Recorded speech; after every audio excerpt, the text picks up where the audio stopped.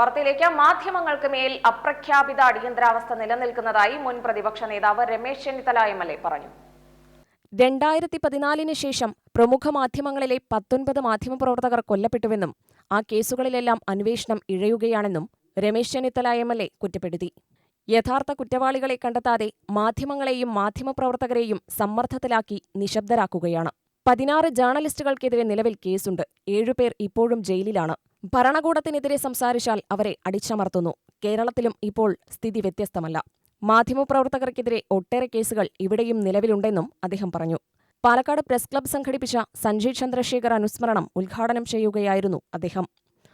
സർക്കാരിന് ഹിതകരമല്ലാത്ത വാർത്തകൾ പ്രസിദ്ധീകരിക്കുന്ന മാധ്യമ സ്ഥാപനങ്ങളുടെ നേരെ ഭരണകൂടം എങ്ങനെ പ്രവർത്തിക്കുന്നു എന്നുള്ളതിന്റെ ഉത്തമ ഉദാഹരണമാണ് ന്യൂസ് ക്ലിക്കിന് നേരെ ഉണ്ടായ സംഭവം നമുക്ക് കണ്ടത്.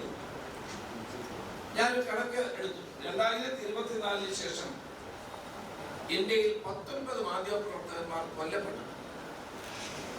പ്രധാനപ്പെട്ട വാർത്താ മാധ്യമങ്ങളിൽ പ്രവർത്തിച്ചുകൊണ്ടിരുന്ന 19 പേരാണ് 2014 ശേഷം കൊല്ലപ്പെട്ടത്.